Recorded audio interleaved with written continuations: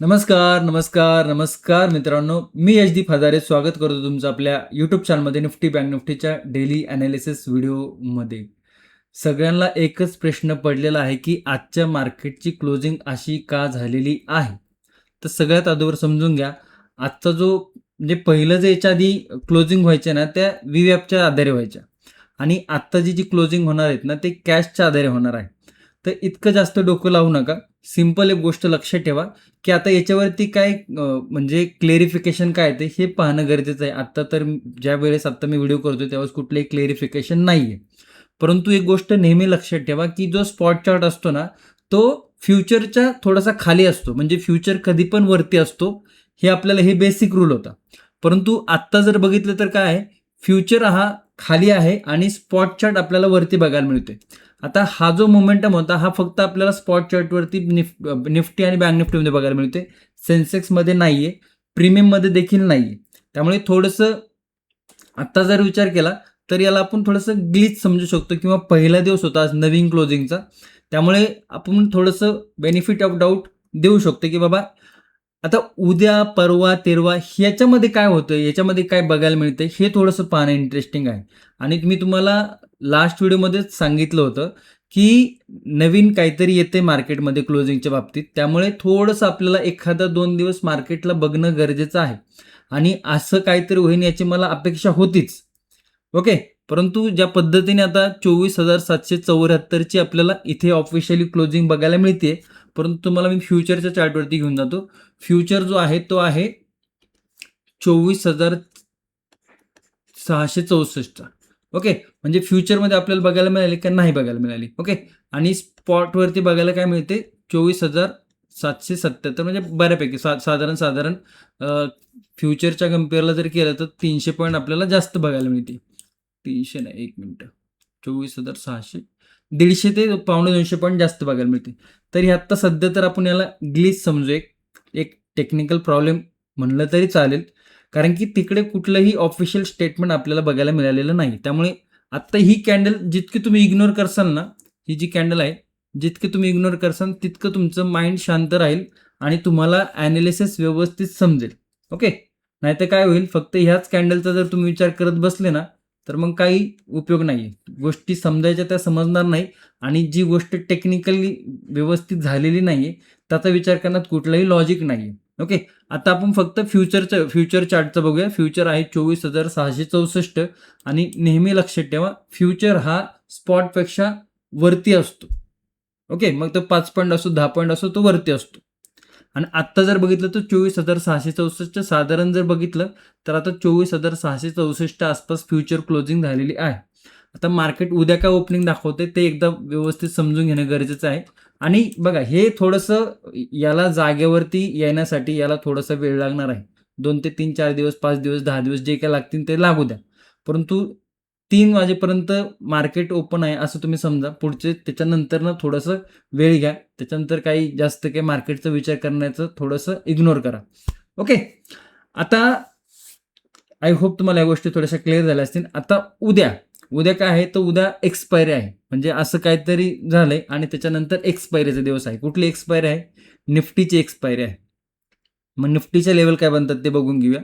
Bank निफ्टीचे level काय बनतात बघून घेऊया आणि सेन्सेक्सचे लेवल काय बनतात ते बघून घ्या. त्याचसोबत ओआय डाटा काय बघायला मिळतो ते देखील आपण बघून घेणार आहोत. आता ज्या पद्धतीने क्लोजिंग आहे ना, आता ओपनिंग बघणं थोडंसं इंटरेस्टिंग असणार आहे. त्यामुळे मी तुम्हाला सांगत असतो की जी लोकं BTST किंवा कॅरी फॉरवर्ड करतात ना, त्यावेळेस मार्केटने जर असं काहीतरी गंमत दाखवली तर मग सगळं संपून जातं. त्यामुळे नेहमी चार्ट आपल्याला जो दिसतोय ना त्याचा विचार करा. चार्ट रिडिंगचा विचार करा, सेटअपचा विचार करा. ओव्हरनाईटमध्ये काय होईल, काय नाही होईल हे कुणीही सांगू शकत नाही. आणि जो बोलतोय की त्याला सांगता येते तो खोटं बोलतोय. एवढं लक्षात ठेवा. ओके. तर जास्त वेळ काही घेणार नाहीये. आधीच खूप लोकांचे काही क्वेश्चन होते. पण ठीक आहे आता ज्यांना समजलं असेल ठीक आहे. नसेल समजलं 2-3 दिवस द्या, वेळ घ्या. त्याच्यानंतर हळूहळू गोष्टी नॉर्मल व्हायचा प्रयत्न करा. ओके. आता खूप लोकं काय-काय वेगवेगळ्या काही सांगतात आहे. ठीक आहे, आता कोणाचं बरोबर, कोणाचं चूक हे आपल्याला बघायचं नाही. कारण की मार्केटने अशा पद्धतीने कॅन्डल दाखवली की सगळेच हँग झालेले आहेत. ओके. आणि हे आधीच्या ज्या क्लोजिंग होत्या त्या व्हीवॅपच्या आधारे क्लोजिंग होत होत्या. ओके. आणि आता कॅशच्या आधारे होणार आहे. तर ती गोष्ट थोडी समजून घ्या. आता तुमच्यासमोर जर बघितला तर निफ्टीचा 5 मिनिटाचा चार्ट आहे. निफ्टी 5 मिनिटाचा चार्ट आणि हा फ्युचरचा चार्ट नाही आहे, हा स्पॉटचा चार्ट आहे. इंडेक्स आहे हा. ओके. आता 2 दिवस मार्केटला सुट्टी होती. वारंवार मी सांगत असतो की मार्केटमध्ये काम करायचं असेल तर मार्केटचा थोडासा अभ्यास करणं गरजेचं आहे. आणि ज्याला अभ्यास करायचा आहे, प्रायजेक्शन आणि सेटअप ट्रेडिंगची कोर्सची लिंक आहे, ती व्हिडिओच्या डिस्क्रिप्शन दिलेली आहे, पिन कमेंटमध्ये देखील दिलेली आहे. तिकडे जाऊन संपूर्ण सिलेबस बघा. तुम्हाला शिकायचं आहे नाही शिकायचं तो तुमचा प्रश्न आहे. परंतु एक गोष्ट नेहमी लक्षात ठेवा, मार्केटमध्ये जर आपल्याला काम करायचं असेल तर मार्केटचं नॉलेज आधी असणं गरजेचं आहे. मार्केटचं नॉलेज आधी घ्या, त्याच्यानंतर करायचं आहे नाही करायचं तो तुमचा प्रश्न आहे. ओके. त्यामुळे ज्याला प्रायजेक्शन आणि सेटअप ट्रेडिंगचा कोर्स शिकायचा आहे, जॉईन करायचा आहे, लिंक व्हिडिओच्या डिस्क्रिप्शनमध्ये दिलेली आहे, पिन कमेंटमध्ये देखील दिलेली आहे. तिथे काय फक्त प्रायजेक्शनच आहे का? नाही. तिथे प्रायजेक्शन रिलेटेड गोष्टी तर आहेच आहे, सेटअप रिलेटेड गोष्टी तर आहेच आहे सिलेबसमध्ये. परंतु त्याचबरोबर कॅपिटल मॅनेजमेंटच्या देखील काही गोष्टी आहेत, सायकोलॉजीच्या देखील काही गोष्टी आहेत व्हिडिओ फॉर्मॅटमध्ये. त्या एकदा बघा एकदा. ओके. आता येऊया चार्टकडे. आता इकडे जर बघितलं तर आपण एखादा प्रीमियमचा चार्ट ओपन करूया. आत्ता जर बघितलं तर 24,774ची क्लोजिंग आहे. परंतु आपण काय बघितलं होतं की ॲव्हरेज क्लोजिंग आपल्याला काय बघायला मिळते? ओके. स्पॉटची नाही बोलत आहे मी, फ्युचरची बोलतोय. 24,664. तर 24,600चा जर विचार केला आपण, 24,600चा, तर इकडे बघा हे ही कॉल रायटिंग आहे. तर कॉलमध्ये तुम्हाला वाढताना दिसते का काही प्रीमियम? नाही वाढलेले. ओके. तर याचा अर्थ काय आहे की बाबा इकडे प्रीमियम तर वाढलेलं नाही, छोटे मोठे दाखवले, परंतु प्रीमियममध्ये तेवढी ती मोमेंटम बघायला मिळालेली नाही. तर लेवल फक्त समजून घ्या. आत्ताच आपण बघितलं की ही कॅन्डल जी आहे ना, याला इग्नोर करा. जितकं तुम्ही इग्नोर करसाल तितकं तुम्हाला व्यवस्थित मार्केट समजेल. तीच कॅन्डल बघत बसले आणि असं नाही की हे आज झाले, हे होऊ शकतं. आणखी व्यवस्थित पद्धतीने गोष्टी जोपर्यंत होत नाहीत, नॉर्मल होत नाहीत, तोपर्यंत ह्या गोष्टी आपल्याला बघायला मिळत राहतील. आता खूप काही मला ह्या व्हिडिओमध्ये सांगायचं होतं, परंतु आता वेगळाच प्रकार घडलाय, तर ठीक आहे.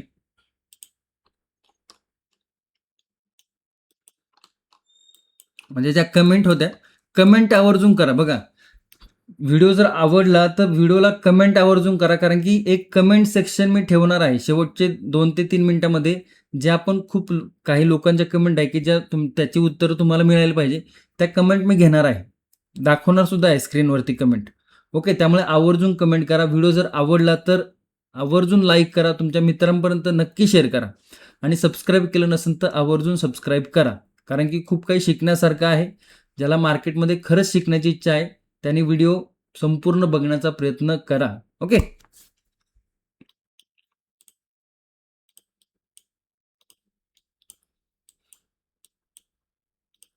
काय यार, म्हणजे असं पद्धतीचं हे पण नाही इतकं.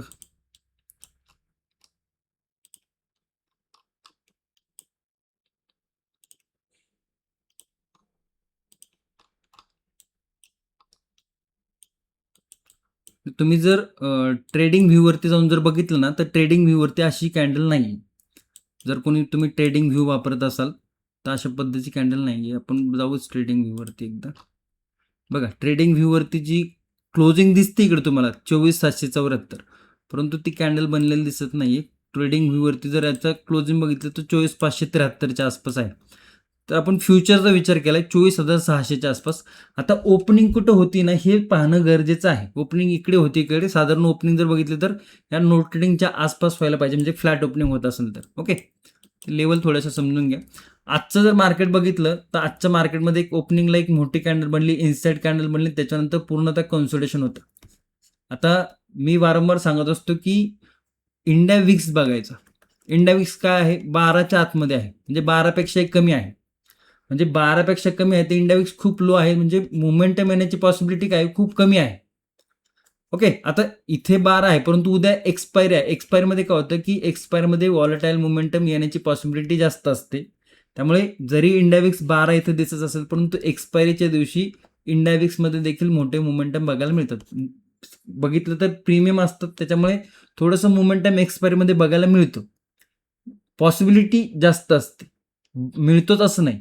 ओके. तर परंतु आज जर बघितलं तर इंडेक्स खूप लो आहे आणि मी तुम्हाला वारंवार सांगत आलेलो आहे, की जेव्हा इंडेक्स खूप लो असतो ना, त्यावेळेस मार्केटमध्ये मोमेंटम येण्याची पॉसिबिलिटी खूप लो असते आणि अशा लो विक्समध्ये मार्केटमध्ये मोठा मोमेंटम नाहीये. मोठा मोमेंटम नसल्यामुळे काय होतं, की प्रीमियममध्ये देखील तितकं मोमेंटम बघायला मिळत नाही आणि तेव्हा आपल्याला आपलं कॅपिटल मॅनेजमेंट हे योग्य पद्धतीने करता आलं पाहिजे. तर ही गोष्ट थोडीशी समजून घ्या. इंडेक्स अजूनही खूप लो आहे. लेवल काय बनतं ते 24,610. ओके, 24,610 आणि डाऊन साईडला 24,555. तर ह्या काही सपोर्ट रेजिस्टन्सच्या लेवल बनतात. ते रेजिस्टन्स सपोर्ट कशाचा आहे? नो ट्रेडिंग झोनचा. ओके. आता या लेवलवरनं मार्केटनी या आसपास जर काही कन्सोलिडेशन करून जर अपसाईडला क्लोजिंग दिली, तर मग ह्या 2 लेवल आपल्याला बघायला मिळतात. काय लेवल आहे? 24,659 आणि 24,700. या 2 लेवल आपल्याला बुलिश साईडला बघायला मिळतात. ते डाऊन साईडला जर बघितलं तर अशा पद्धतीने ट्रेंड लाईन आहे. इकडे मार्केटने एक सपोर्ट देखील घेतला होता 24,555ला. ओके. त्याच्यानंतर जर बघितलं तर आजचा intraday low 24,520. First level, second level 24,470. या 2 लेवल आपल्याला निफ्टीमध्ये डाऊन साईडच्या सपोर्ट लेवल बघायला मिळतात. ते आणखी एक लेवल जर मार्क केली तर साधारण ती जी गॅप फिलिंग म्हणण्यापेक्षा हा जो इंट्राडे हाय आहे या लेवलच्या आसपास साधारण या दिवसाचा इंट्राडे आहे लास्ट ट्रेडिंग सेशनचा 24,423. ही एक लेवल आपल्याला तिसरी लेवल बघायला मिळते. तर या काही लेवल आपल्याला डाऊन साईडला बघायला मिळतात ते. ओके. आणि प्राइस ॲक्शन जर बघितली तर मार्केटनी एक मोठा गॅप अप दाखवला, परंतु या मोमेंटममध्ये मार्केटला कन्सोलिडेशन शिवाय काही करता आलेलं नाही. म्हणजे प्रीमियम तर खूप कमी मोमेंटम करतच होते, परंतु मार्केटने देखील मोमेंटम केलेला नाही आणि एक मोठ्या गॅप अप नंतर ही एक इनसाइड कॅन्डल सेटअप झाला होता, ज्याचा ब्रेकआउट अप साईडला होता आणि ज्यावेळेस एक मोमेंटम होऊन गेला, म्हणजे इकडे जर बघितलं तर मार्केट साधारण 170-180 पॉईंट गॅप अप ओपन झालं होतं आणि कम्पेअर प्रीमियम आपलं इंडिया विक्स जर बघितलं तर इंडिया विक्सच्या हिशोबाने मार्केटनी जितका मोमेंटम द्यायचा तितका मोमेंटम करून गेला होता. त्यामुळे बुलिश साईडला सेटअप जरी झाला असेल तरी ती रिस्क फॅक्टर हाय होती. तुम्ही जर टेलिग्रामला असाल तर टेलिग्रामला तुम्हाला बघायला मिळेल. ओके. तर रिस्क फॅक्टर हाय होती आणि त्याच्यामुळे इकडे कन्सोलिडेशन आपल्याला बघायला मिळालं. आता इकडे जर रिस्क टू रिवॉर्ड जर बघितला तर ज्या पद्धतीने कन्सोलिडेशन आहे, एक सेलिंग मोमेंटम, एक पुलबॅक आपल्याला इकडे पेंडिंग बघायला मिळते. तर एक पुलबॅक या लेवलच्या खाली थोडासा फास्ट बघायला मिळेल आणि मार्केट जर खाली येत असेल ना, तर इंडेक्स थोडासा वाढताना दिसू शकतो. इंडेक्स वाढतो म्हणजे काय, प्रीमियम थोडेसे वाढताना दिसतं. ओके. तर हे काहीसं गोष्टी आपल्याला इकडे लक्ष देणं गरजेचं आहे. ओके. बुलिश साईडला या 2 लेवल आहेत. प्रीमियम जर बघितलं तर प्रीमियम खूप लोअर साईड आहे. ऑप्शन चेनमध्ये एकदा जाऊन बघूया आपण. ओके. ही ऑप्शन चेन आहे. उद्याची 4 ऑगस्टची एक्सपायरी. ही ऑप्शन चेन कुठे पाहतोय आपण? धनच्या प्लॅटफॉर्मवरती पाहतोय. तर धनचं प्लॅटफॉर्म तुम्हाला यूज करायचं असेल त्याची लिंक आहे. जर ओपन करायचं असेल त्याच्यामध्ये प्लॅटफॉर्ममध्ये त्याची लिंक व्हिडिओच्या डिस्क्रिप्शन दिलेली आहे. तुम्ही देखील अशा पद्धतीने बघू शकता. 24,600च्या आसपास ॲव्हरेज क्लोजिंग आहे. ही क्लोजिंगला थोडंसं इग्नोर करा. तर कारण की मी सांगतोय तुम्हाला 24,600, परंतु स्क्रीनवर दिसते 24,774. परंतु आपण क्लोजिंग कशाची घेतोय? आपण क्लोजिंग आजच्या दिवशी फ्युचरची घेतोय आणि ती जी कॅन्डल तयार झाली तिला इग्नोर करतोय. ओके. आता त्याच्या व्यतिरिक्त इथे जर बघायला गेलं तर दुसऱ्या काही गोष्टी तर्क लावता येत नाही. मग 24,600ची जर आपण ॲट द मनीची प्राइस बघितली तर त्यावरती जर बघितलं तर 1,58,00,000 काय आहे? कॉल रायटिंग आहे आणि त्याच लेवलवरती 1,16,00,000 काय आहे? पुट रायटिंग आहे. म्हणजे 24,600 आपल्याला जर बघायला मिळतं तर एक कॉल रायटिंग आणि पुट रायटिंगची हेवी लेवल आहे. ओके. काहीसं तिकडे आपल्याला स्ट्रॅडल क्रिएट होताना दिसतात. ओके.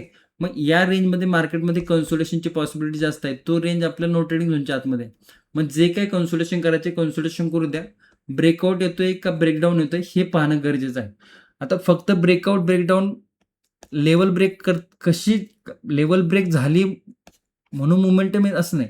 त्याच्याबरोबर प्राइस ॲक्शन काय झाली आहे, सेटअप कसं झालंय. ओके. ह्या गोष्टी पाहणं गरजेचं आहे. बुलिश साईडला लेवल ब्रेक होती, परंतु प्राइस ॲक्शन बुलिश झाली का?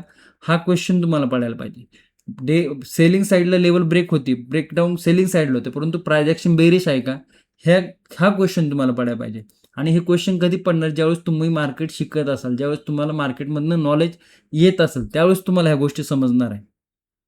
त्यामुळे वारंवार मी सांगत असतो की याच्यामध्ये रिस्क फॅक्टर ही खूप हायर साईड आहे काम करताना, आणि याच्यामध्ये जर तुम्हाला नॉलेज नसेल तर मग काम करणं खूप कठीण आहे. त्याच्यामुळे मार्केटमध्ये तुम्हाला काम करायचंय नाही करायचंय हा पुढचा प्रश्न झाला.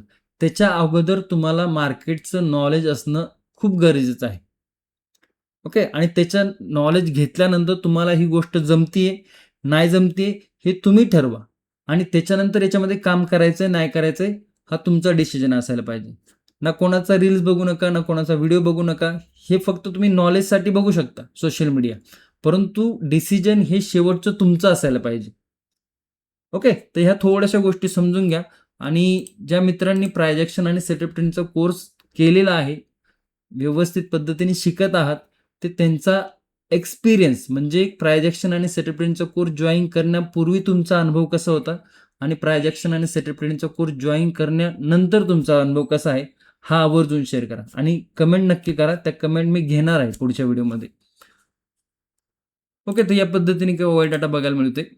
सगळी म्हणतात ना, एक कॅन्डल अशी बनली आहे ना, की ती कॅन्डल जरी आपण बोलतोय की त्याच्याकडे लक्ष देऊ नका, पण तो फिरून फिरून लक्ष तिकडेच जाते. निफ्टी बँकचा चार्ट. निफ्टी बँकमध्ये जर बघितलं तर या लेवलवरती रेजिस्टन्स आहे, सपोर्ट जर बघितलं तर या लेवलच्या आसपास आहे, आणि ही काहीशी कन्सोलिडेशनची नो ट्रेडिंगची रेंज आहे. 1 तासाच्या टाइम फ्रेमवरती जर गेलो तर या लेवलवरती मल्टिपल टाइम रेजिस्टन्स आहे.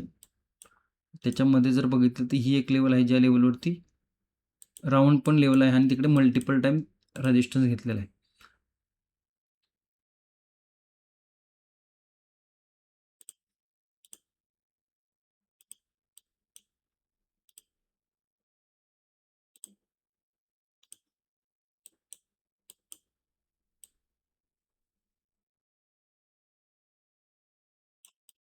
ओके,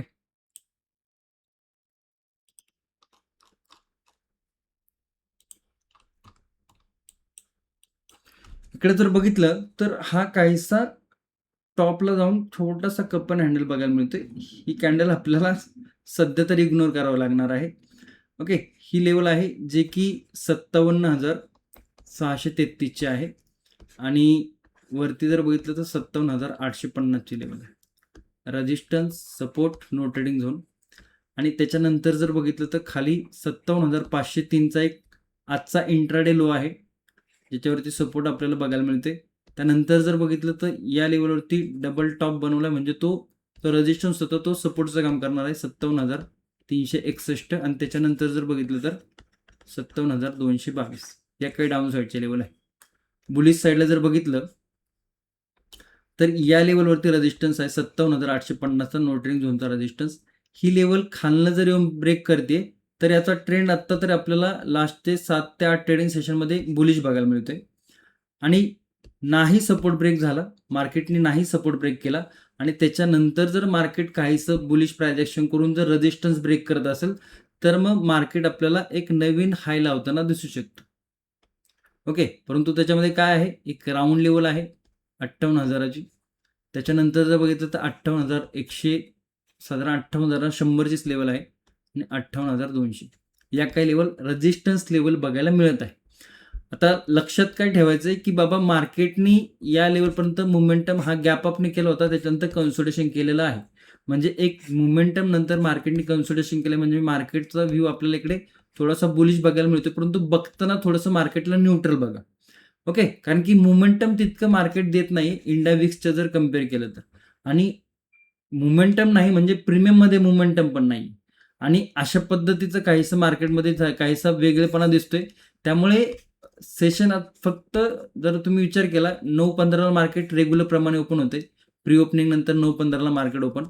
ओके, तर 3 पर्यंतचा विचार करा चार्टचा, आणि जो काय आपला 3 PM सेटअप होता ना तो थोडासा थांबवा जोपर्यंत हे असे काही अनविज्युअल आपल्याला मार्केटमधनं बघण्याचं थोडंसं कमी होईल, मार्केट थोडंसं सेटल होईल व्यवस्थित, तर 3 PM थोडासा थांबवा.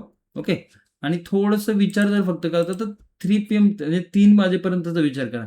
हे एकदा सेटल झालं ना, मग याला वेगळ्या पद्धतीने आणखी कशा पद्धतीने आपल्याला विचार करता येऊ शकतो, याच्यावर थोडासा अभ्यास करण्याची गरज आहे. तो अभ्यास आता अर्थातच मी करेलच आणि तुमच्यापर्यंत तो पोहोचवेल. ओके.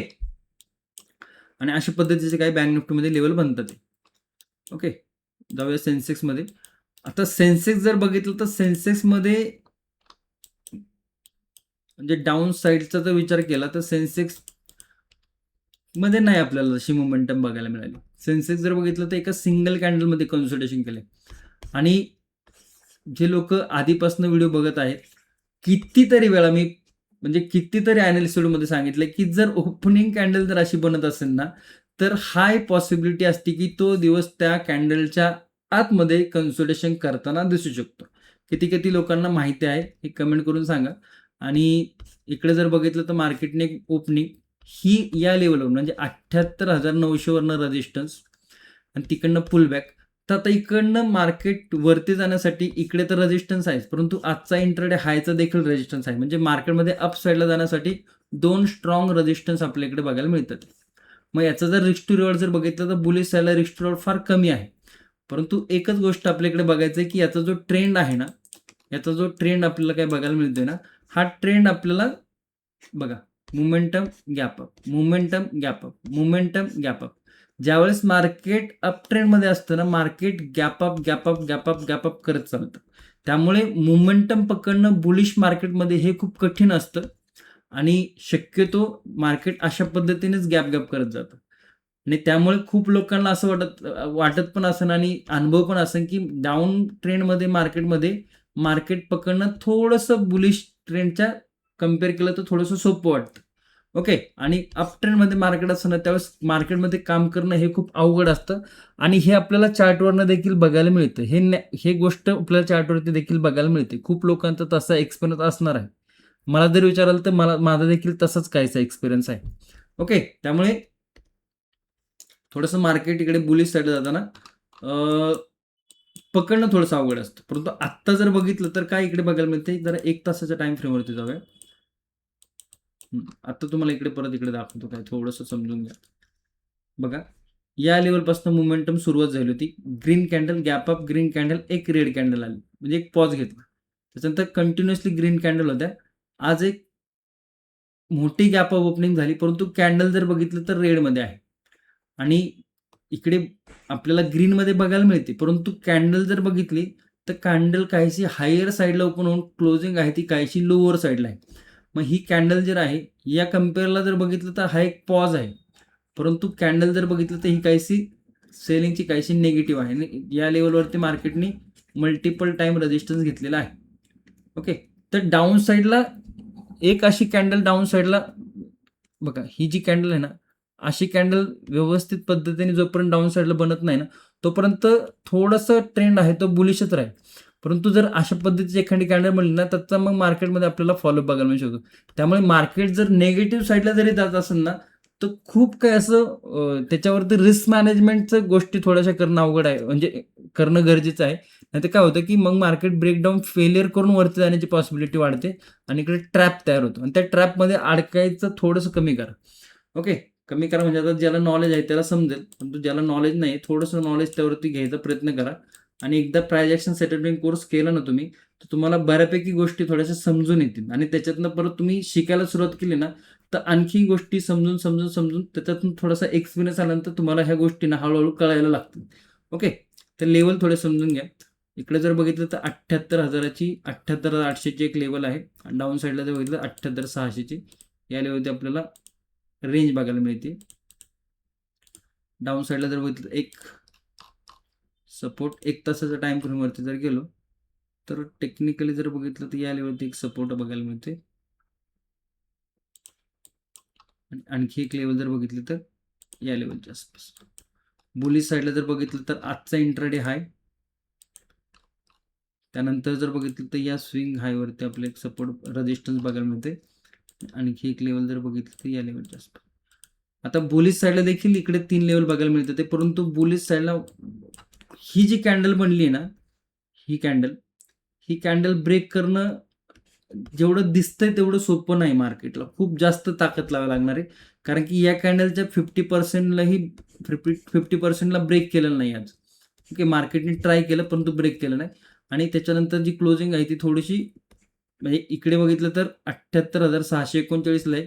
जवळजवळ डे लोलाच क्लोजिंग आहे. मग त्याच्यानंतर जर मार्केट ट्रेंड लाईन तर आहे, एक टप्पा खाऊन जर मार्केट लेवल जर ब्रेक करत असेल खाली, तर फर्स्ट सपोर्ट 78,496, सेकंड सपोर्ट 78,373 आणि थर्ड सपोर्ट 78,271.